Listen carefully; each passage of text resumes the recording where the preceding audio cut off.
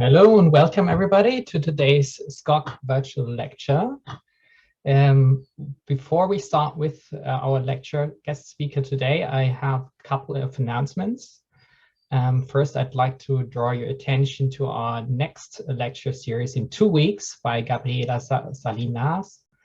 And we also are preparing a larger conference located in Munich in September, and we hope with a large application from your side. And that brings me to the next slide. Just a short reminder, if you want to ask questions, you can either do this by raising your hand through the reaction button down below, or just ask them in the chat and I will read them out. Please refrain from asking questions during the talk. We will then collect the questions after the talk has finished for the QA session. So with that, I'd like to welcome and introduce our guest speaker for today, Florian. Florian is currently working as a scientific director for cytometry and senior immunologist at ETH.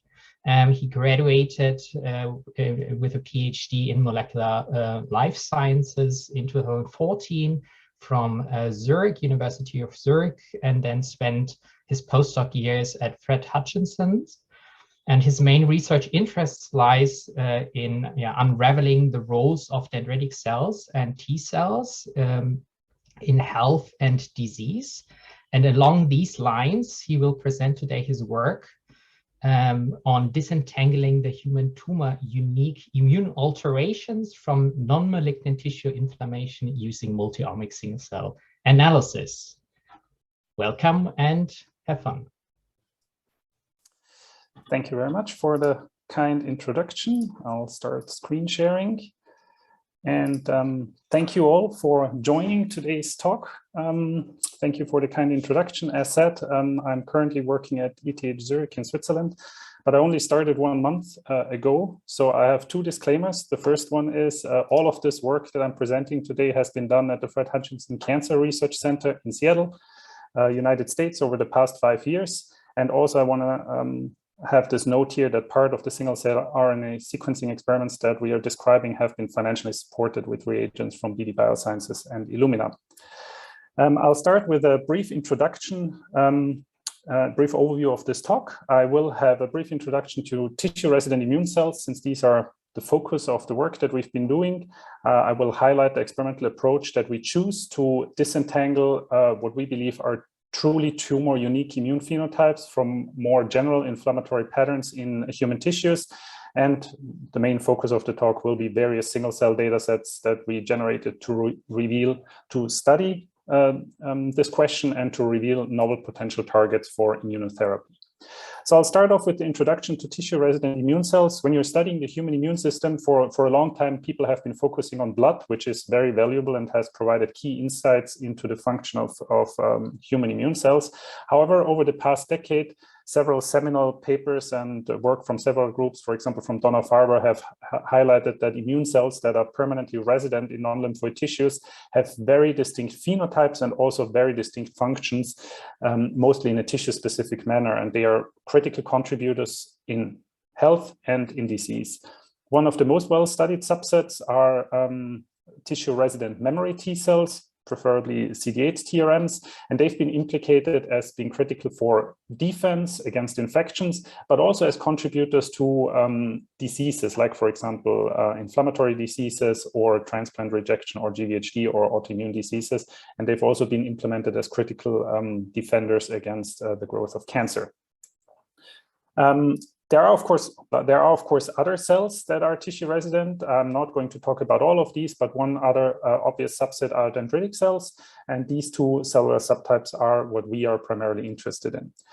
So if you just look at any steady state non-lymphoid tissue, you typically will have 3 main subsets of professional antigen presenting cells: macrophages, dendritic cells, and monocytes. And typically people think of these cells as just antigen presenting cells, in a sense that they activate T cells in peripheral lymphoid organs.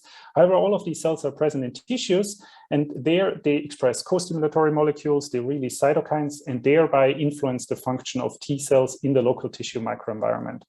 So when you have a general inflammatory response, for example, because of tissue injury or because of an infection, of course, this will change the function of the APCs, and this in turn will affect the function of the T cells in the tissue. And basically the question that we were asking, what is happening in cancer? You might wonder where the link is. Well, the link is also in any tumor tissue, you will have a certain degree of inflammation going on. And the question we wanted to address is, which immune phenotypes that we see in a typical tumor tissue are truly induced by the transformed tumor tissue and not the result of a general inflammatory response. So overall, the overarching goal is, can we define novel human tumor-unique APC and T cell phenotypes by comparing to inflamed tissue samples? And we were lucky in a sense that we could do this because we were able to collect a pretty unique tissue cohort where we were getting fresh cancer biopsies from patients that were undergoing surgical resection of head and squamous cell carcinomas, primarily from the oral cavity. These were our tumor samples. And then we were getting tissue biopsies from the oral cavity from people that were undergoing routine dental surgeries for inflammatory conditions, for example, periodontitis or gingivitis or other inflammatory diseases affecting the oral cavity. From each donor, we were collecting matched blood for reference purposes. And then we were using these fresh tissue samples for two complementary single-cell pipelines. First, to get like an overview, we developed two 30-parameter cytometry panels, one focused on T cells, one focused on APCs. And we used a computational approach termed FAUST to analyze this data. And I'll talk a little bit about that. And in parallel, we were generating a single-cell transcriptomic atlas of APCs and T cells using harmony integration, cell clustering, and standard analysis tools.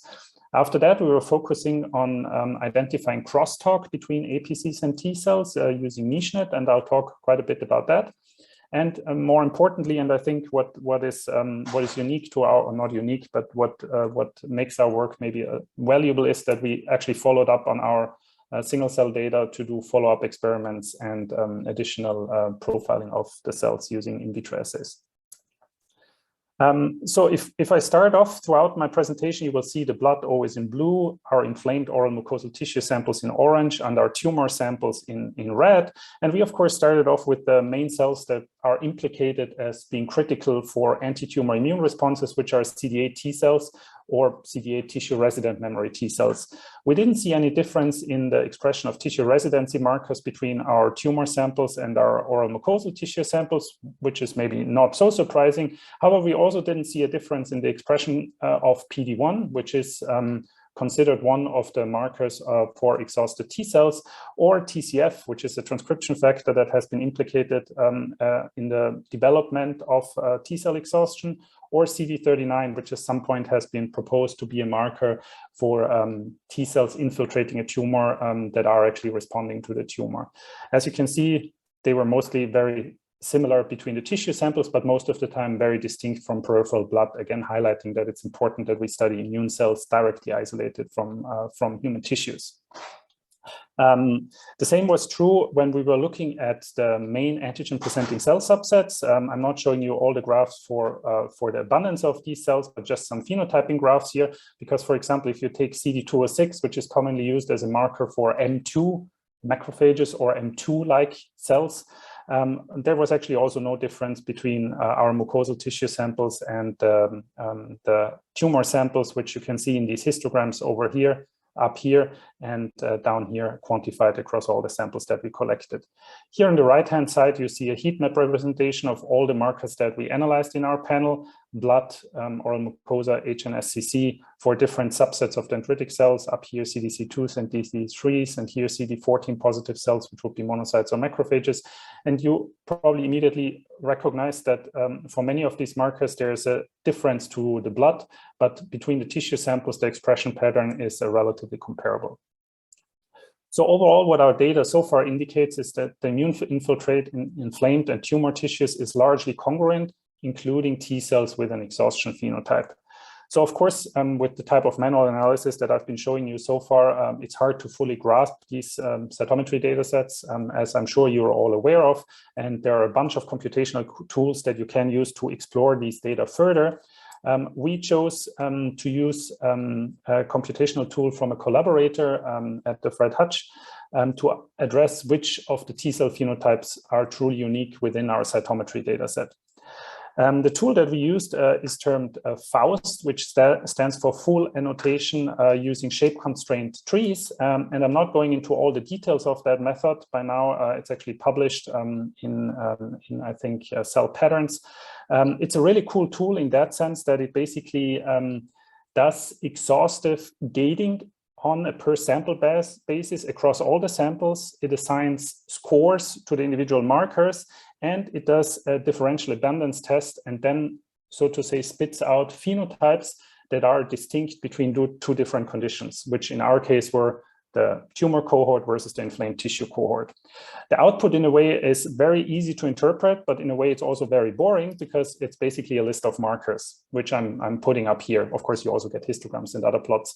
But what I want to highlight here is across the top 10 T-cell phenotypes that Faust discovered as differentially present in our tumor versus inflamed tissue samples, only one CD8 T-cell phenotype was up in HNSCC, and several were actually down in HNSCC, many of those including CD8 T-cells just with like a PD1 TRM phenotype. But the top 4 phenotypes that were actually increased in abundance were CD4 T-cell phenotypes, and 3 of these, as is highlighted here in bold, were maybe not too surprising, were TRex phenotypes, as you can see by expression of CD25. And what stood out to us is that all of these CD4 T-cell phenotypes, some showed different co-expression patterns of ICOS, HLA-DR, or CD38. We explored this, or we followed up on this with some manual gating. And indeed, when you just look at TRex as identified by CD25 positive, 127 negative, but they are also FOXP3 positive, you can see that this double positive population, ICOS, HLA-DR, is indeed only present or primarily present in the tumor samples, but not in the inflamed oral mucosal samples. The ICOS single positives are also increased, but they are also present in the oral mucosal samples. So basically at this point from our cytometry data, we were able to identify ICOS and HLA-DR co-expressing TRex as enriched in HNSCC. We did the same type of analysis for the APCs, which was a little more convoluted, but what stood out to us here was that Faust identified several phenotypes which are reminiscent of DC2 or DC3 phenotype by co-expression of CD11C, CD14, and co-expression of CD40 and PDL1, which indicates that these are some kind of activated antigen-presenting cells in the tissues, as you would expect. And you can see that these were very well present in both tissue samples, but they showed a significant increase in the tumor samples, both for CDC1 cells and for CD14 positive cells co-expressing CD40 and PDL1. So to us, this indicated that the two critical populations that distinguish the tumor from generally inflamed tissues were a certain subset of TRex and a subset of activated APCs. And the obvious question that arises from that is,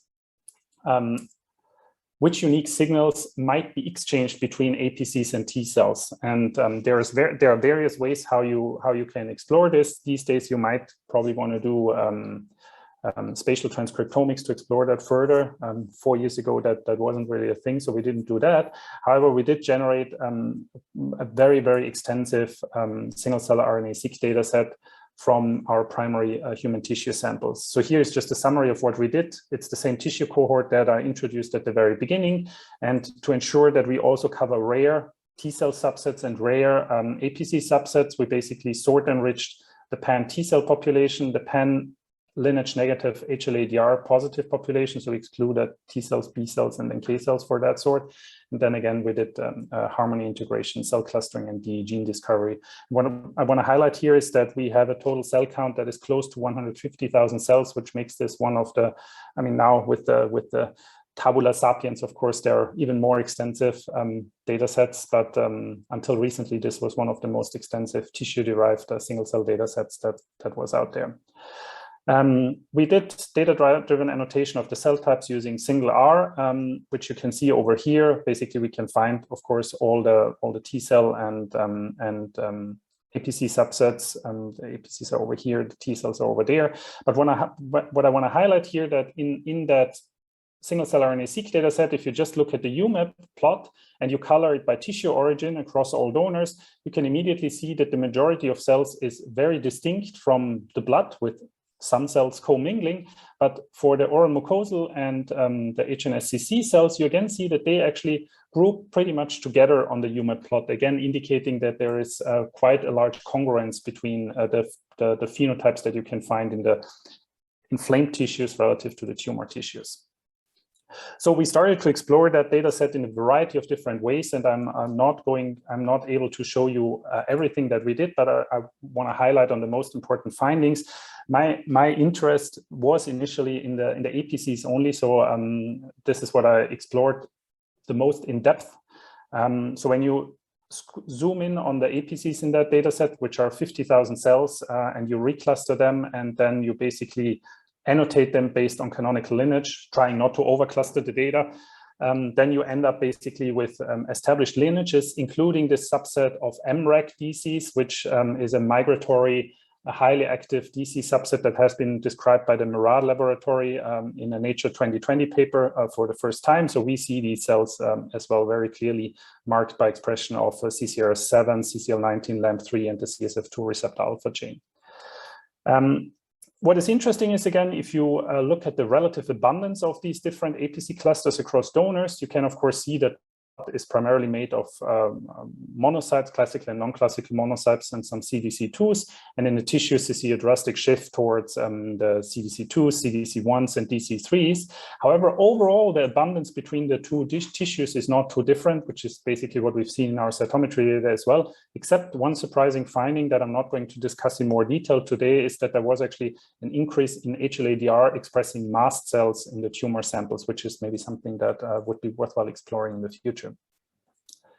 So after we did that, we were wondering, okay, cluster abundances are not so different. So where are really the, if you want to say unbiased, of course, with the limitations of single cell RNA-seq, where are the unbiased differences between the inflamed tissue samples and the tumor samples? And when you do that by just running a DE gene test per cluster, you find that most of these populations, they don't really change a whole lot in the tumor relative to inflamed tissue samples, except two populations, which are the DC3s and the CDC1s.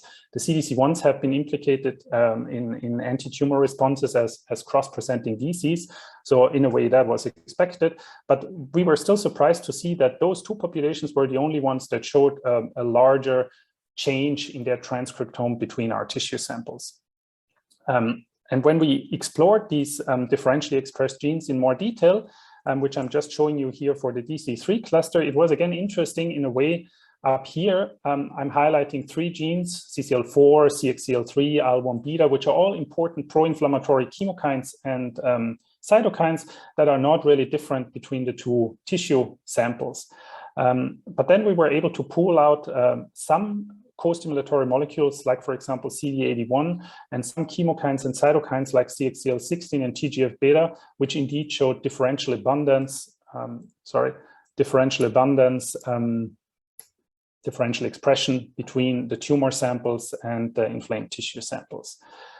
So at this point, we knew, okay, there are certain cytokines and chemokines that change in two APC populations, but how could that affect the T cell function in the tumor?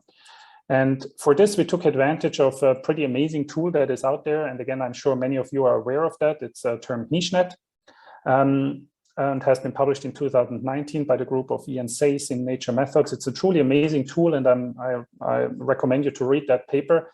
And over here, I'm just giving you a rundown how we used it. So basically, we took all our single cell RNA-seq data. We defined, for different runs, we defined sender and receiver clusters. And the way we did this is that we took all the APC populations, except the PDCs and the mast cells, as sender populations. And then we took the different T cell clusters, the CD8 T cells, the CD4 non-Tregs, and the CD4 Tregs as receiver clusters. Then we ran a differential gene test between the tissue cohorts that we had. And then we performed ligand target analysis by NicheNet. And NicheNet is pretty cool in a sense that it doesn't only look at like expression of receptors and ligands, but it actually looks at the expression of target genes and leverages that information on a single cell level to predict whether there's potential crosstalk or potential signaling via a certain cytokine receptor axis. And then what we did is actually experimental validation afterwards, and I'll show you this data in the rest of my talk. So when you do this type of analysis, you can generate a variety of different plots. What I decided to do is basically to do circus plots, and I hope this is not overwhelming. I'll walk you through that right away. Basically, how you read these plots is that at the lower half of the plot, you would have the expressed ligands on the APCs, and they are just grouped by basically categories that we've decided. In orange is highlighted what is interesting. In blue is what is a cytokine or a co-receptor, and green, I called it other, but to be quite honest, those are things that we had a hard time interpreting. So basically down here, you see the ligands from the APCs, and up here, you see the corresponding receptors on the T cell side of things. And this plot here on the very left are the CD4 non-Tregs. These are the CD8 T cells. And here on the right, you see the CD4 positive Tregs. And what I want to draw your attention to is that there were various pathways that were shared across all T cell subsets. For example, it seems that in the tumor, all T cells are responding to TGF-beta1. Not too surprising. It also seems that all T cell subsets are responding to CD274, which is PD-1 ligand 1 and PD-1 ligand 2. It's coming up here, it's coming up here, it's coming up here. However, there were some signaling events that seemingly, based on the NicheNet prediction, were only taking place in the Treg compartment, and those included IL-1 beta and IL-18. And we were pretty surprised by that because IL-1 beta is typically considered like a pro-inflammatory cytokine, not necessarily involved in regulating in any way Tregs. And you would also, or at least I assumed that the corresponding receptor is not necessarily coming up on Treg. So that is what was most intriguing to us. And also what came up on the Tregs was the ICOS ligand ICOS signaling, which kind of linked back to the cytometry data that we had before. But to us, the IL-1 beta finding was the most intriguing one, and we tried to follow up on that. And when we did that, we basically got the antibodies for the known receptor, IL-1 receptor 1 and IL-1 receptor 2. And when we did flow cytometric analysis, we were pretty stunned to see that IL-1R1 expression was truly only and primarily found in Tregs infiltrating the tumor. So these plots here are in blue, are basically all T cells from the blood where there is no expression. These in orange are CD8 T cells from HNSCC. In light red are CD4 conventional T cells infiltrating HNSCC samples. And in red are Tregs infiltrating HNSCC samples. And over here, you can see expression of IL-1R2, which is considered to be a decoy receptor for IL-1 signaling. And we were unable to detect a signal on those Tregs. But the IL-1 receptor expression was very high on Tregs infiltrating the tumor. And over here, you can see a quantification across, I believe, 19 samples. You can see that it's truly only found in the Tregs in the tumor and not in any of the other T cell subsets that you can see here. So we were pretty intrigued by that. We tried to profile these cells a little further. So we looked at some things that we were either predicted by NicheNet or that we knew might be relevant from our previous computational analysis of the cytometry data. So we looked at ICOS, IL-18 receptor, and CXCR6. And you can see here blood CD4 T cells, tumor CD4 conventional T cells, tumor IL-1R1 negative Tregs, and tumor IL-1R1 positive Tregs. And you can see that the IL-1R1 positive Tregs are the ones expressing the highest level of ICOS, the highest level of IL-18 receptor, which was also one of the NicheNet predictions. And they are also enriched for expression of CXCR6, which you can see quantified over here, where it's not unique to these IL-1R1 positive Tregs, but still was an interesting finding to us because CXCR6, as some of you might have seen, there was a recent Cell paper suggesting that CXCR6 is critical for locating actually cytotoxic T cells in the tumor. And with this expression on Tregs, you might actually wonder whether those Tregs are co-localizing with those effector cytotoxic T cells in the tumor, but that's at this point a speculation. So the question is, we identified these IL-1R1 positive Tregs in the tumor, but do they really show distinct function? And the way we address this is twofold. We did like very classical in vitro suppression assays, but all with primary T cells isolated from the tumor. So what you can see here is just a suppression assay where you have tumor CD8 cells isolated from the tumor, unstimulated, stimulated with anti-CD3, CD28, they proliferate nicely. If you add IL-1R1 negative Tregs, proliferation is suppressed, but basically when you add IL-1R1 positive Tregs, suppression is literally fully shut down, which you can see quantified here as percent divided cells across these different conditions in the suppression assay. So we conclude that this data suggests that the IL-1R1 positive Tregs are kind of the major suppressing population inside the tumor. We next asked, how are they induced? And for this, we did a variety of different experiments. One is where we just isolated those cells from the tumor, cultured them in vitro with stimulation beads. And this is what you can see here, unstimulated and then stimulated with beads for day 1, day 2, day 3, either blood Tregs or IL-1R1 negative Tregs from the tumor or IL-1R1 positive Tregs from the tumor. And then we quantified IL-1R1 expression. What you can see is that basically on these two subsets, IL-1R1 expression is quite rapidly upregulated after TCR stimulation, but then starts to go down again. And when you take the IL-1R1 positive Tregs, it's actually maintained for 1 day and then starts to drop. And therefore, we concluded that these IL-1R1 positive Tregs might really be the Tregs in the tumor that very recently received TCR stimulation and are expanded and active at that very moment. We did some VDJ sequencing and we could actually confirm that the IL-1R1 positive Tregs are indeed clonally expanded. I'm not showing you these data today. So if you think about ways how you can study how the intratumoral T cells really respond to stimuli or TCR stimuli, things get pretty tricky. And one way how we decided to do this is we basically generated another single cell data set where we did the following. We basically just took HNSCC at this point and matched blood. We sorted pan CD45 cells ex vivo. We sorted T cells and then we stimulated them for 2 hours, either like unstimulated just with media, with PMA-IONO, or with certain cytokines, in this case, IL-12, 15, and 18. Then we hashtagged and pooled all of the samples. We stained them with 50 APC antibodies to get the surface protein phenotype to be able to tell all the T cells apart. And we processed this on a BD Rhapsody cartridge for targeted transcriptomics, ran harmony integration, and then analyzed the data. There's a lot of interesting information in there. First, we, of course, focused on the Tregs. And what you can see here is basically a summary of all the analysis that we did, where on the left-hand side, you see a heat map of just the CD4 T cell clusters that we analyzed from the tumor samples. So this is the combined data set ex vivo and stimulated, where when you cluster it, we saw 2 CD4 T cell clusters, conventional CD4 T cell clusters, and 3 CD4 Treg clusters, where up here you can see the surface protein phenotype. You can see those cells make CD3, no CD8. They are high in CD25 for the Tregs. And actually, we also stained for IL-1R1 by means of using an anti-PE secondary antibody, where you can see that we are able to detect IL-1R1 expression on those Tregs.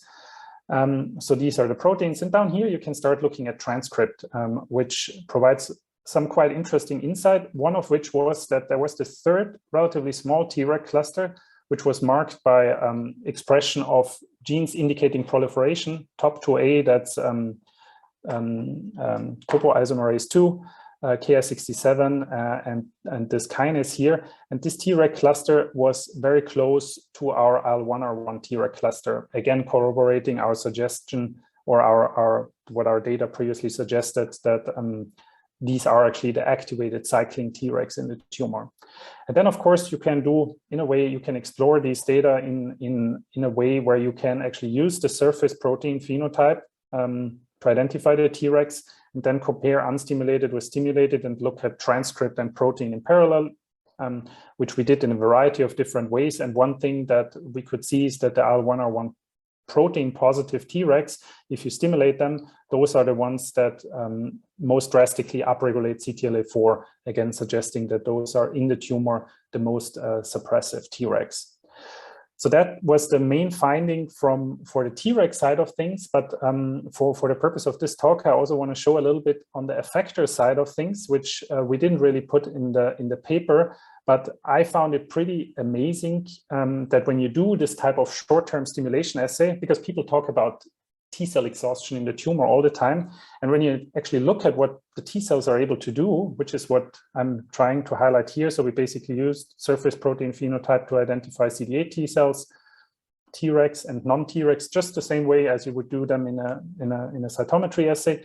And then we looked at the transcript levels in the stimulated samples for various cytokines, TNF, GM-CSF, IL-2, interferon gamma, IL-10, IL-21. You can look basically at whatever you want, and you can really nicely see the cytokines coming up.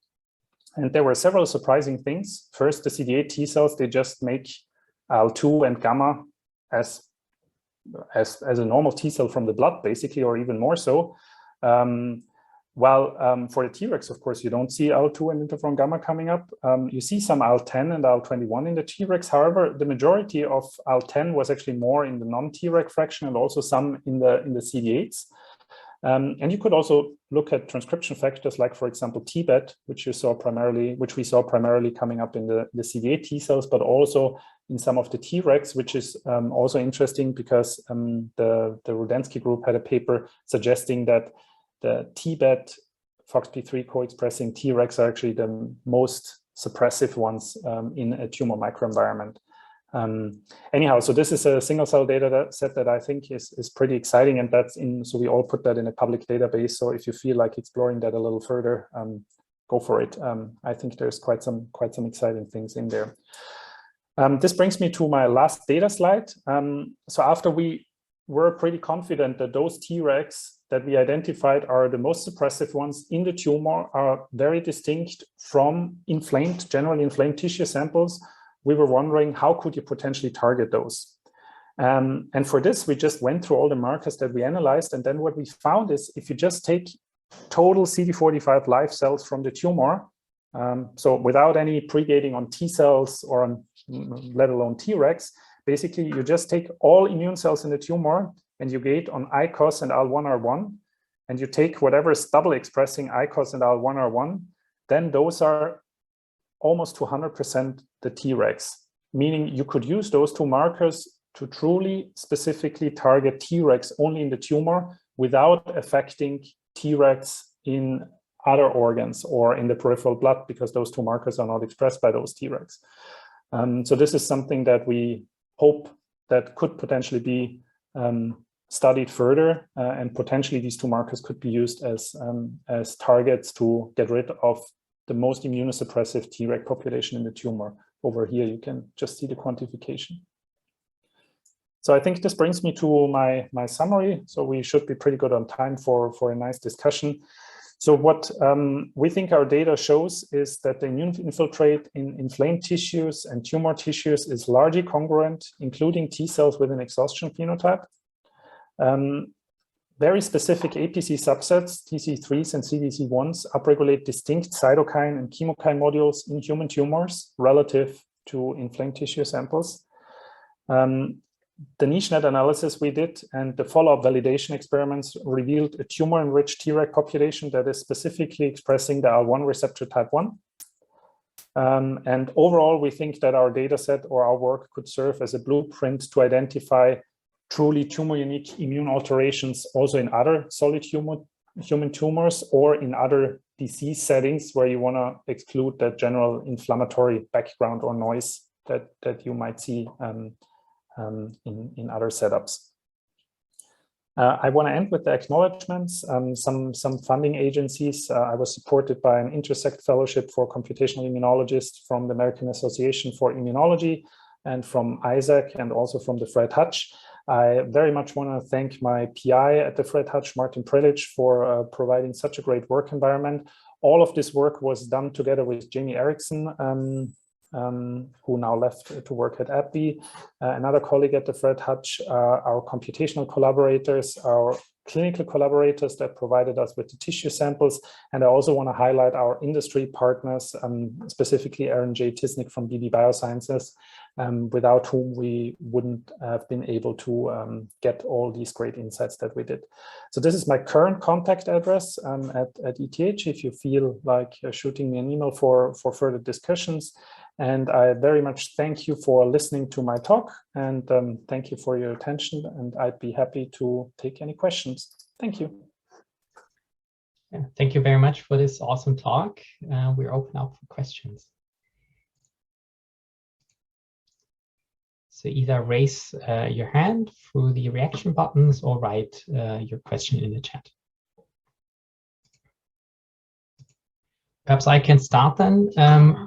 So I was wondering how specific these the subtype that you identified now is with regards to different tumor types. Did you ever look into that? That's an excellent question. And it is something that one of the reviewers for our paper asked. So we were unable to really do that for a bunch of tumors. However, to answer that question, I will just do a brief screen share again. So basically, we did look at some other tumors ourselves. So we looked at human papillary carcinoma, where we also saw AL1R1 expressing Tregs. We also saw them in breast cancer. We didn't see them in lung cancer, but for the lung cancer, we only had a single donor. However, what we did is we actually, just at the end of last year, there was this pan-cancer T-cell atlas published in Science. So this is a public data set. And we basically pulled that public data set. And I mean, I'm not going to walk you through all of that. Just look at panel E. We looked at the expression of AL1R1 in cluster 20 of that data set, which was one of the Treg clusters by cancer type. And basically, there was varying expression in basically all solid tumors, but not in AML and BCL, so not in the blood tumors. So at least based on that single cell data set, that public single cell data set, it seems that AL1R1 upregulation might really be a common feature of Tregs infiltrating a solid tumor. Interesting. Yeah. Thank you.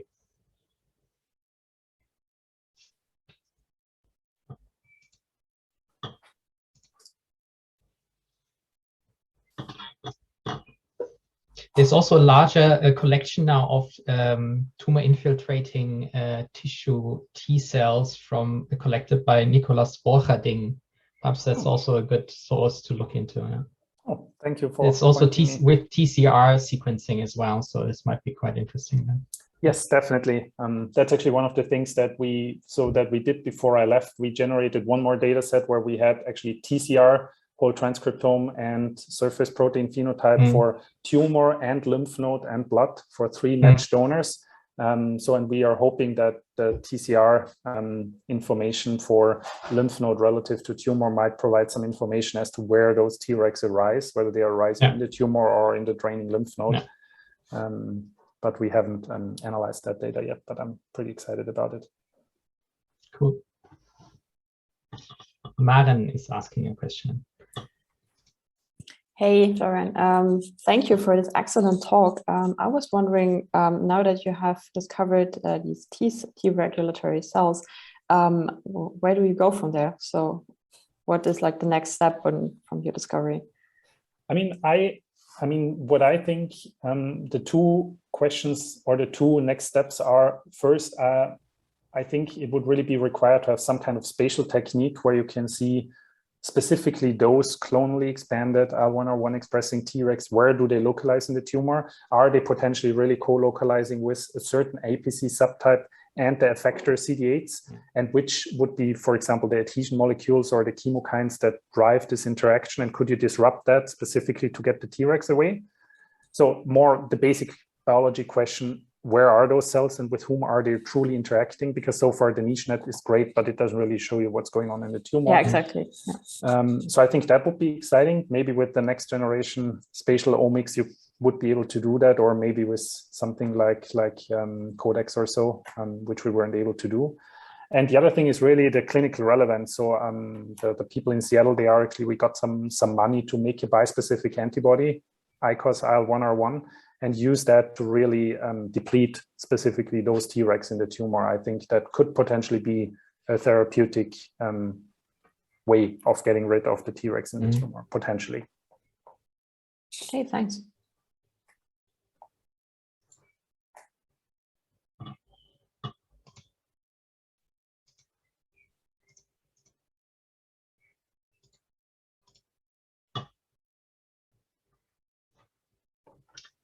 Okay. If there are no further questions, then thanks again, Florian, for his great talk. And just a brief reminder, in 2 weeks, we have our second seminar. So please all tune in to next seminar as well. And again, thank you very much and have a nice day. Thank you all. Bye-bye. Have a good day.